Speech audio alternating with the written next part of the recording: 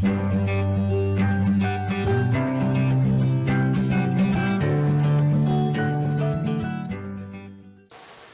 assalamualaikum warahmatullahi wabarakatuh.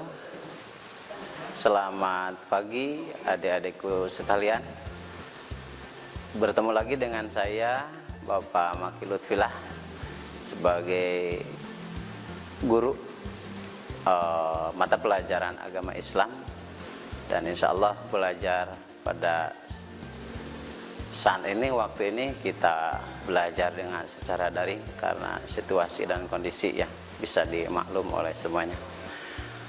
Pada kesempatan kali ini bab 11 kelas 10, insya Allah saya akan membahas menyempurnakan agama melalui ibadah haji dan umrah.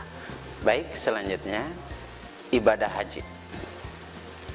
Ini menyempurnakan agama melalui haji dan umrah. Kenapa dikatakan menyempurnakan? Karena apabila Islam tidak terpenuhi 5 poin yang telah dinyatakan di dalam hadis Al-Quran, maka tidaklah sempurna keimanan seseorang. Kurang sempurnalah keimanan seseorang. Bunyal Islamu ala khamsin, syahadatu an la ilaha illallah wa anna muhammadar rasulullah wa iqamus shalah wa itauz zakah wa shaum ramadan wa hijjul bait. Islam itu bisa ditopang dengan 5. Di antaranya cara menyempurnakan agama Islam itu dengan melakukan ibadah haji dan umrah. Nah, di sini ada undang-undangnya. Yang pertama, perundang-undangan tentang pelaksanaan haji. Penyelenggaraan ibadah haji dan umrah di Indonesia diatur dalam Undang-Undang Nomor 13 Tahun 2008. Yang isinya diantaranya 1, ada yang sifatnya ketentuan umum, diantaranya biaya penyelenggaraan ibadah haji, kemudian cara mendaftar, kemudian ada pembinaan, ada kesehatan, ada keimigrasian, ada akomodasi lagi, ada penyelenggaraan haji secara khusus, kemudian ada penyelenggaraan haji secara umum, dan ketentuan-ketentuan yang lainnya, contoh pengelolaan ibadah haji. Selanjutnya B, di dalam menyempurnakan keimanan seseorang dengan melakukan ibadah haji, yang pertama ibadah haji dulu, karena ada haji ada umrah. Di dalam ibadah haji kita perlu tahu dulu apa itu haji. Pengertian haji itu terbagi ke dalam 2 bagian. Yang pertama, pengertian secara bahasa, artinya menuju ke suatu tujuan, itu haji. Kemudian ada pengertian menurut syara, berarti mengunjungi ke Baitullah atau Ka'bah dengan sifat-sifat, waktu dan syarat yang memang sudah ditentukan. Sebagian salah satu di sana itu ada rukun Islam, sebagai salah satu rukun Islam, kewajiban haji ataupun umrah itu menjadikan salah satu rukun dalam Islam. Makanya tadi bunyal Islamu ala khamsin. Yang pertama, kewajiban haji ini memang sudah diisyaratkan dalam firman Allah Subhanahu wa taala, A'udzubillahi minasyaitonirrajim, bismillahirrahmanirrahim, fihi ayatum bayyinatum maqamu Ibrahim wa man dakhalahu kana amina walillahi 'alan nasi hajjul bait man istata'a ilaihi sabila wa man kafara fa innallaha ghaniyyun 'anil 'alamin. Artinya, padanya terdapat tanda-tanda yang nyata, di antaranya maqam Ibrahim. Barang siapa memasukinya Baitullah itu menjadi amalan dia, mengerjakan haji dan kewajiban manusia terhadap Allah Subhanahu wa taala, yaitu bagi orang yang sanggup istata'a mengadakan perjalanan ke Baitullah. Maka barang siapa yang mengingkari kewajiban haji, maka sungguhnya Allah Maha Kaya, tidak memerlukan sesuatu dari semesta alam ini. Selanjutnya, di dalam ibadah haji ada syarat-syarat haji. Yang pertama, wajib beragama Islam. Orang non-Islam ibadah haji tidak akan diterima. Yang kedua, merdeka, artinya bukan hamba sahaya. Yang ketiga mampu, ini stato'a. Mampu itu ruang lingkupnya banyak. Mampu secara fisik, kesehatan, mampu secara biaya. Kemudian membiayai untuk pribadi ke tanah suci, biaya untuk keluarga yang ditinggalkan. Kemudian D, dilaksanakan pada waktunya. Ibadah haji itu tidak sembarangan waktunya. Ya, ibadah haji dilakukan pada waktu yang sudah ditentukan. Kemudian yang kelima, khusus bagi perempuan harus dengan mahramnya. Tidak boleh tidak dengan mahram. Kemudian yang keenam, syarat haji itu adalah wajib sekali dalam seumur hidup. Adapun nanti kalaupun kita menunaikan ibadah haji lagi, itu bukan berarti kewajiban. Ya, selanjutnya 3, mikot haji. Mikot itu apa? Mikot itu artinya batas waktu atau batas tempat untuk melakukan ibadah haji dan umrah. Nah, makanya mikot haji ini terbagi ke dalam 2. Satu ada mikot zamani, yaitu batas yang berhubungan dengan waktu, zaman yang ditentukan untuk melaksanakan ibadah haji, yaitu dimulai dari bulan Syawal sampai 10 hari bulan Zulhijjah. Firman Allah Subhanahu wa taala, Al-hajju ashhurum ma'lum. Haji adalah beberapa bulan yang dimaklumi. Kemudian yang kedua ada mikot makani. Makani itu artinya tempat, yaitu batas yang berhubungan dengan tempat. Yaitu batas bagi jemaah haji mulai berihram dan memakai pakaian ihram. Ada 5 tempat yang sudah ditentukan sebagai mikot makani. 1, ada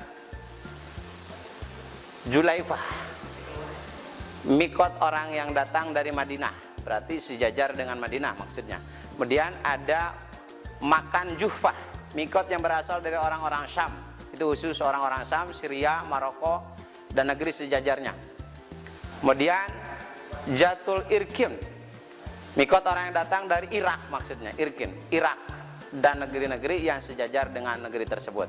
Kemudian ada Qarnul Manazil, mikot orang-orang dari Yaman dan negeri-negeri yang sejajar dengan Yaman berarti. Kemudian ada Yalamlam, mikotnya orang-orang yang datang dari mana? Dari Indonesia, India, Malaysia, Singapura, dan sejajarnya yang berdekatan dengan negara-negara tersebut. Baik, selanjutnya adik-adikku, kita akan membahas rukun haji. Rukun itu sesuatu yang harus dilaksanakan. Ketika tidak dilaksanakan, maka dalam ibadah haji itu tidak akan sah. Yang pertama ada ihram. Ihram itu artinya berniat mengawali untuk mengerjakan ibadah haji. Itu ihram. Kemudian yang kedua, rukun haji itu adalah wukuf. Wukuf itu berada di Arafah tanggal 9 Zulhijjah, dari waktu duhur sampai terbenamnya matahari, artinya sampai maghrib lah kalau di negara kita. Kemudian ada tawaf. Mohon maaf ya adik-adikku, sekalipun saya belum pernah haji, tapi saya karena punya materi, berarti insya Allah saya akan menjelaskan secara materi. Karena pada dasarnya sesungguhnya kalau ingin lebih detail, berarti kita harus berangkat dulu kemana? Ke haji. Tapi tidak cuma-cuma kita akan berangkat ke haji, tetapi keilmuannya tidak ada. Latuk balu itu tidak akan diterima berarti. Kemudian yang ketiga, tawaf. Tawaf itu artinya apa? Mengelilingi Ka'bah. Berapa kali? 7 kali. Nah, makanya tawaf itu terbagi ke dalam beberapa bagian. Ada tawaf ifadah, ada tawaf kudum, ada tawaf wada, tawaf tahallul, tawaf nadar, tawaf sunat. Nah, kita bahas satu persatu. Pertama, tawaf kudum. Apa sih tawaf kudum? Tawaf kudum adalah tawaf ketika kita baru datang di Mekah. Itu tawaf kudum. Kemudian yang kedua, ada tawaf ifadah. Artinya tawaf untuk memenuhi menjadi seorang haji atau menjadi rukun haji. Itu namanya tawaf ibadah. Kemudian ada tawaf wada. Tawaf wada, maaf. Tawaf wada itu apa? Ya, artinya tawaf yang dikerjakan di saat kita akan meninggalkan Mekah. Kalaupun kita dari Indonesia berarti menuju kembali ke Indonesia. Itu namanya tawaf wada. Wada itu artinya apa? Perpisahan lah, kurang lebih seperti itu. Kemudian tawaf tahallul, artinya yang menghalalkan yang haram karena akan meninggalkan Mekah. Itu namanya tawaf tahallul. Kemudian tawaf nadar. Tawaf nadar itu adalah tawaf karena adanya nazar atau punya niat yang lainnya. Kemudian yang keenam ada tawaf sunnah, artinya tawaf yang hukumnya sunnah. Selanjutnya, adik-adikku sekalian, di dalam rukun haji itu tadi ada ihram, tawaf, kemudian wukuf, kemudian sa'i. Sekarang itu rukun haji, sa'i. Sa'i itu artinya apa? Berjalan atau berlari-lari dari Bukit Sofa ke Bukit Marwah. Berapa kali? 7 kali. Itu punya sejarah. Awalnya sejarah Siti Maryam untuk mencarikan makanan buat anaknya, yaitu Nabi Ismail. Berkali-kali berangkat ke Sofa, balik lagi ke Marwah, berangkat lagi ke Sofa, ke Marwah sampai 7 kali, yang pada akhirnya mendapatkan petunjuk dari Allah atau mukjizat dari Allah, yaitu dengan keluarnya air Zam-Zam kalau sekarang. Kemudian tahallul. Tahallul itu artinya apa? Tahallul itu mencukur atau menggunting rambut. Apa gunanya? Gunanya sebagai tanda telah selesainya ibadah haji. Kemudian yang terakhir, rukun haji itu adalah tertib. Harus tertib. Baik, adik-adikku sekalian, sekarang kita menuju pada kewajiban haji. Rukun haji sudah, syarat haji sudah. Sekarang wajib haji. Wajib haji itu yang pertama ada ihram dari mikot. Kemudian yang kedua bermalam di Muzdalifah. Kemudian yang ketiga bermalam di Mina. Kemudian melontar jumroh pada tanggal 10, 11, 12 dan 13 Zulhijjah, atau dengan kata lain pada hari-hari tasyrik. Kemudian wajib haji itu tidak berbuat larangan haji. Artinya yang dilarang di dalam haji itu tidak dilakukan. Kemudian yang terakhir adalah tawaf wadah. Itu adalah wajib haji. Oke, next selanjutnya adik-adikku, sekarang ke sunnah haji. Di mana ada rukun, ada syarat, tentu ada siapa? Ada apa? Ada sunnah ya. Sunnah haji. Yang pertama membaca kalimah talbiyah. Kalau laki-laki dengan suara yang nyaring, perempuan dengan suara yang lembut, rintih, itu suara perempuan. Jangan terlalu keras ya kalau perempuan itu. Barangkali ada yang sudah tahu kalimah talbiyah. Kalimah talbiyah itu adalah begini, akan saya bacakan.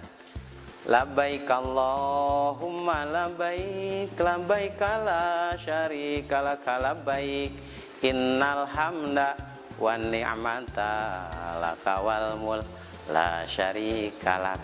Nah, itu sunnah ya. Kemudian membaca sholawat Nabi sallallahu alaihi wasallam, Allahumma sholli ala sayyidina Muhammad.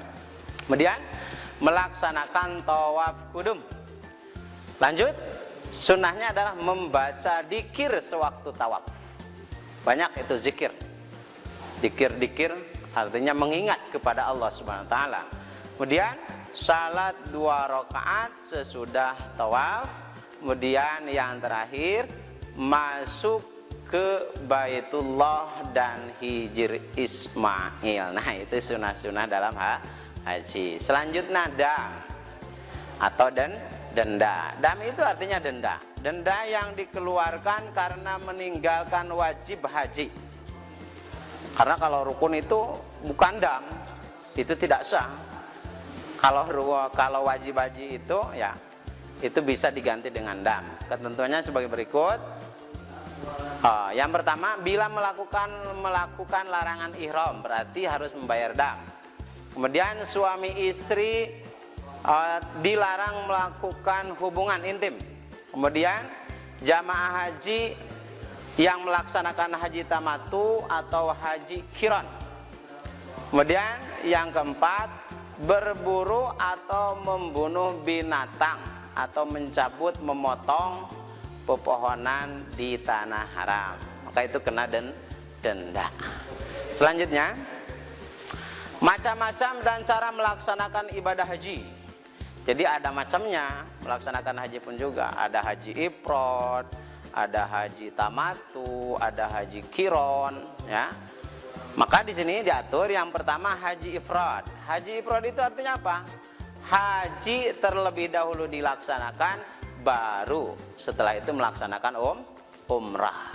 Nah, caranya pertama ihram di mikot dengan niat haji, labbaik Allahumma hajjan. Artinya aku sambut penuhi panggilanmu ya Allah untuk berhaji. Kemudian yang kedua tawaf kudum. Kemudian yang ketiga wukuf tanggal 9 Zulhijjah. Kemudian bermalam di Muzdalifah. Kemudian melontar jumroh Aqabah pada tanggal 10 Zulhijjah. Kemudian yang selanjutnya tahallul awal, artinya melepaskan pakaian umroh. Kemudian tawaf ifadah pada tanggal 10 Zulhijjah. Dan yang ke-8 bermalam di Mina pada tanggal 10, 11, 12, dan 13 jika nafar sani. Selanjutnya melontar jumroh Aqabah ula wusta pada hari tasyrik. Kapan itu hari tasyrik? 10, 11, 12, 13. Artinya hari-hari yang tidak diperbolehkan bagi jemaah haji. Kemudian tawaf ifadah jika pada tanggal 10 belum dilaksanakan, itu maksudnya. Kemudian tahallul kedua, kemudian pergi ke mikot makani, kemudian tawaf dalam rangka umrah, yang selanjutnya sa'i dalam rangka umrah, tahallul dalam rangka umrah, tawaf wada bila akan meninggalkan kota Mekah. Selanjutnya haji tamattu. Tadi haji tamattu artinya mengerjakan haji dulu baru ke umrah, ya. Haji ifrad yang pertama tadi melakukan haji baru umrah. Sekarang haji tamattu artinya umrah dulu baru apa? Haji. Maka cara pelaksanaannya yang pertama niat ihram. Berarti labbaik Allahumma umrah. Ya, artinya aku sambut, aku penuhi panggilanmu ya Allah untuk melakukan ibadah umrah. Kemudian tawaf sa'i, tahallul dalam rangka umrah. Yang ketiga tawaf pada tanggal 8 Zulhijjah niat ihram haji dan Mekah. Kemudian yang keempat wukuf pada tanggal 10 Zulhijjah. Yang kelima melaksanakan amalan-amalan haji di nomor pada wukuf dan pada haji ifrad. Yang keenam adalah tawaf wada. Kemudian bentuk haji atau jenis-jenis haji itu ada haji qiran. Artinya haji yang dilakukan secara bersamaan atau maksudnya dilakukan secara sekaligus. Maka dalam niat ihramnya labbaik Allahumma hajjan wa umratan. Nah itu. Ya Allah aku sambut, aku penuhi panggilanmu. Aku untuk melaksanakan ibadah haji dan melaksanakan ibadah umrah. Dan yang kedua caranya tawaf kudum. Yang ketiga melaksanakan amalan haji. Kemudian yang keempat tawaf wada. Selanjutnya ibadah umrah. Tadi haji sudah, sekarang umrah. Tapi yang pertama harus tahu dulu umrah itu apa. Secara bahasa artinya umrah itu berkunjung, ya, berkunjung atau mendatangi, ya. Maka menurut istilah mana berkunjung ke Ka'bah dengan melaksanakan ketentuan-ketentuan yang berkaitan dengan ibadah umrah dalam rangka mendekatkan diri kepada Allah Subhanahu wa taala. Selanjutnya syarat dan larangan umrah.